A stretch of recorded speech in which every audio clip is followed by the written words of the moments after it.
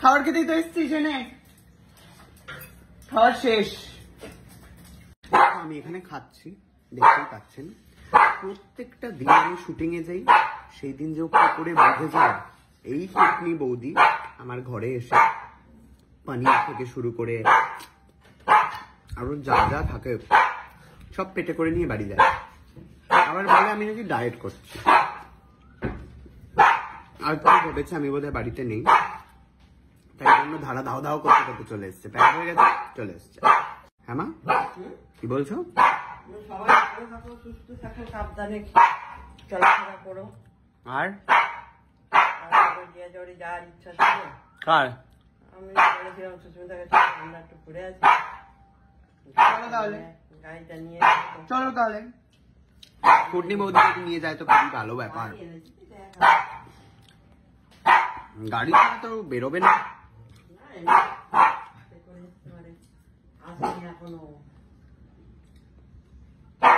বুঝতে পারছি না কুটনি এনে খাবার খাবার খেতেই তো এসছিস, এনে খাওয়ার শেষ। খাবি?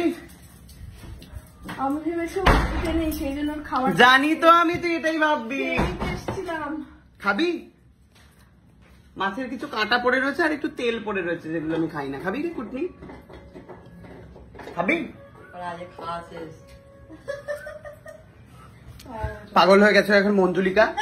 যাই হোক, এখন ভাবছে আজকে কপালে ডিম ভাজা, মাছ আমার পেটে, আর এই যে তেলটা প্লু খাবে।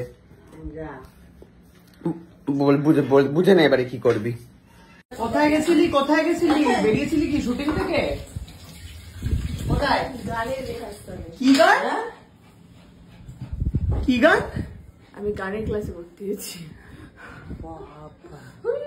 দাদা ভাই দুটো কথা শোনালে কি শোনালো না? গান করতে পারে কি পারে না? সবাই বলেছে তো। কি বলছো? যে তুমি বৌদিকে তো একটু গান শেখাতে পারো। এটা কমেন্ট করেছে? হ্যাঁ, ওরা তো আর শেখালো না, আমি নিজেই ভর্তি হয়েছি গানে। বাবা, তা কি গান প্রথম দিন কি গান শুনলি রে? কি গান শিখলি? ওরে বাবা কি দারুণ! সিরিয়াসলি এটা? আবার সেই সুপরিচিত গান। ও বাবা, বলছি যে রিয়াজের বাড়ি যাবি নাকি আজকে ঈদে?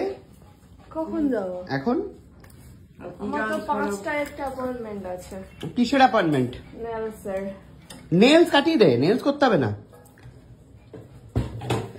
অনেক ঈদের খাওয়া বেটার নাকি নেলস বেটার? কোনটা? তো বলিস না, আমাকে রিয়াজ নিমন্ত্রণ করেছে। আমাদের পুরো পরিবারকে নিমন্ত্রণ। কে কে যাবে? আমি তো ভেবেছিলাম আমি স্কুটি নিয়ে হাঁটা মারবো। মেকআপ আমার কাছে, আমি করে দেবো তোকে। আমার পর্যন্ত কথাটা পৌঁছায়নি যে সবাইকে বলেছে।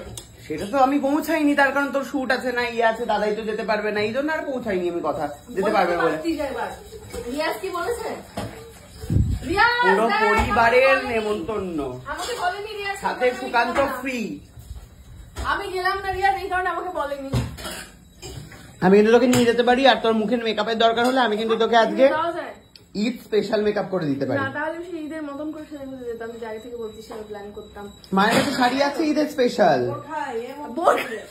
মার কাছে বোরখা আছে, আছে মার কাছে। যাবি কি বল? দারুণ মজা হবে কিন্তু। ওর কাছে একটা বৌদি রয়েছে, তুই একটা, দুই বুম্বার বউ একসাথে মিলিত হবে, দুই কুটনি। আমি জানি না সুহানা কুটনি কিনা, একটু তো আছেই বোধ হয়। বৌদি মানেই কুটনি। বল কি করবি? মাথার মধ্যে আমি প্রচুর চিন্তা ভাবনা করছি, আমার এই জিনিসগুলো কি হবে। এটা ভেঙে গেছে, এটা ব্যথা, প্রচন্ড ব্যথাটা করতেই হবে আজকে। আসলে মেয়েটা বেচারি অনেক দূর থেকে আসবে। ক্যান্সেল করে দে। বল আমি এখন ব্যস্ত, তুমি রিয়াজ চলে। হ্যাঁ ভাব, তাহলে চিন্তা ভাবনা কর, তাহলে আমি গাড়ি করে নিয়ে যাবো। ভাব, এত বড় একটা অফার দিচ্ছি। অনেক দূর, তোর গাড়ি ঢুকবে? তোর গাড়ি? ও মাই, আবার কি কথা? আমি এই বাইপাস দিয়ে যাবো না, আমি মেন রোড দিয়ে যাবো। বল কি করবি? দাঁড়া একটু ভেবে নি, অফ ক্যামেরা একটু ভাবি। ভাব।